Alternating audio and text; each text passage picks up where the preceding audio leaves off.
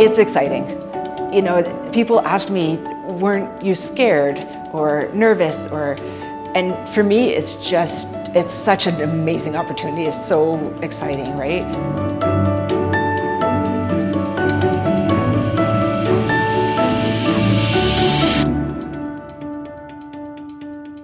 So Indwell is a Christian charity. We've been around for over 45 years, and we create affordable housing communities that support people seeking health, wellness, and belonging. Most of our tenants live in deep poverty. On site, though, we've got staff, and staff in different kinds of roles. There might be nursing staff on site, addiction support, food security help, apartment support.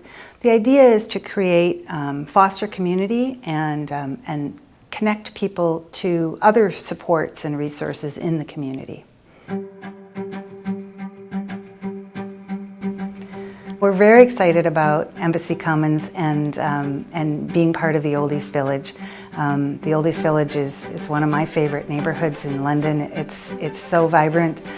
There's just a great mix of people. The arts community there, between the music and the visual arts and theater, it's just a vibrant place to be. And we really wanted to acknowledge, celebrate, and be part of that.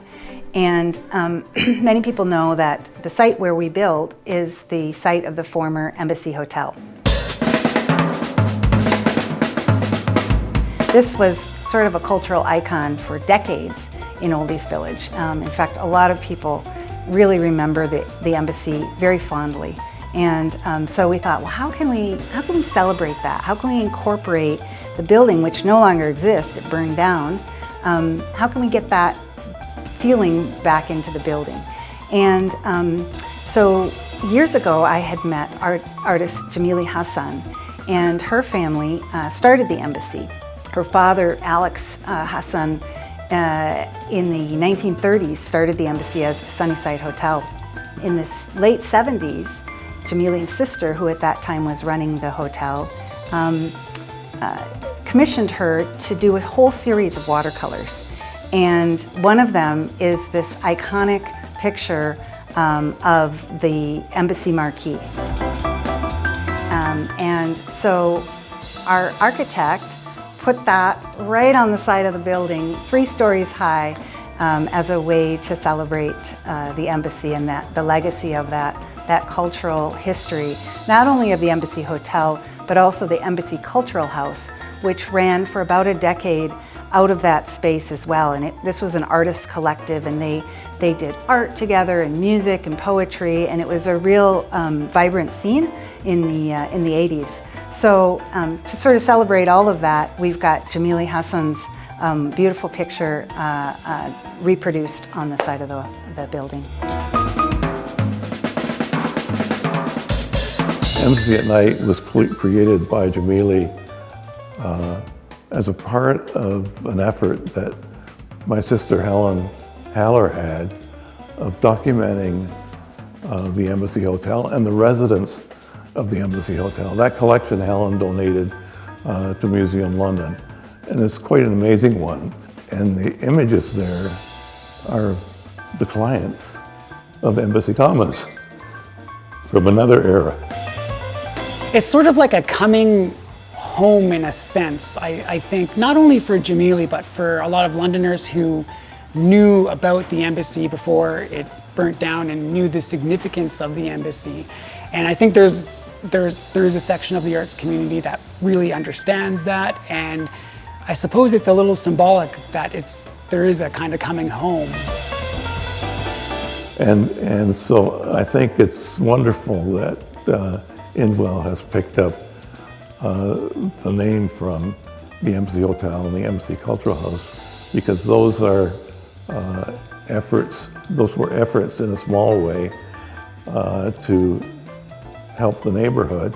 Yes, it provided my parents' livelihood, but it also was a part of the ethos of caring for others.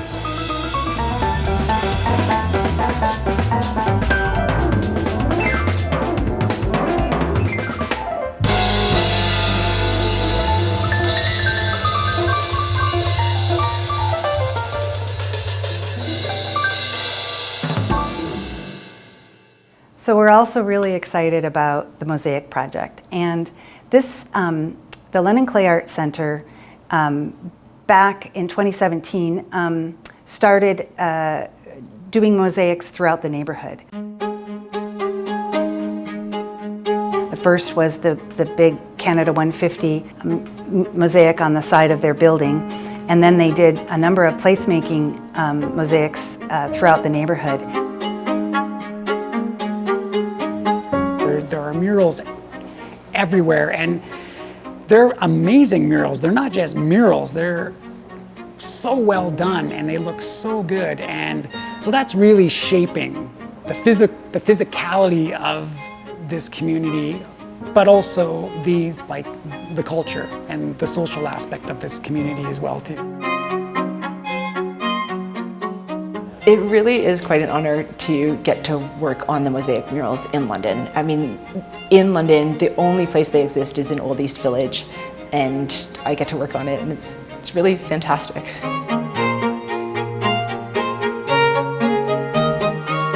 Well, I've always loved art. I've done every art class you could imagine since I was a little kid, and I ended up choosing to go to art school and majored in ceramics, and that was actually over 20 years ago. I've had my own private practice since that time, making pots. So I make functional tableware, but I've always had an interest in mosaic. So even back in high school, I made mosaic art panels, and when I went to Beale and when I went to NASCAD, I've got some mosaic furniture in my house. And when I taught summer camp here, I did mosaics in the back garden with the students at the Clay Arts Center. So the London Clay Arts Center is such an amazing space in Old East Village. And here we offer member studios, we offer tons of classes for people of all ages and abilities. The space is beautiful, bright, the equipment is top of the line. I can't say enough how much I love the Clay Arts Center. They've supported me through every stage of my career. I became involved with the Embassy Commons Mosaic Project because Indwell hired the London Clay Arts Center to create art on the new building. And from that point, the London Clay Arts Center hired me to become their mosaic art director. So my role is to create the designs, but also to educate the other people of the Clay Arts Center and new people to work on the mosaic projects as well. The mosaic mural is a triptych. There's 3 panels, each is 10 feet wide and 30 feet tall, and it depicts 3 stages. So it's dawn and full noon, daylight, full sun, and then a sunset. At the base of each is a section of tessellated tiles. So that means they fit together in a certain shape. These ones are a fish scale design. Basically, all of these tiles across the base of all 3 panels were decorated by members of the community. Even below there, in the very base of each panel, is a very small detail where we've made strips of clay that represent the strata of the earth. And those tiles are all decorated with band names that once played at the Embassy, as well as former clients, community stakeholders, owners. I put my grandparents' name on there because my mom had this great story about how they used to visit the Embassy and go to the ladies and escorts section when they were first dating. And so just this real eclectic mix of people who are somehow tied to the deep past and to the Embassy. So then over the last, 18 months, we've been making mosaic tiles, about 10,000 of them.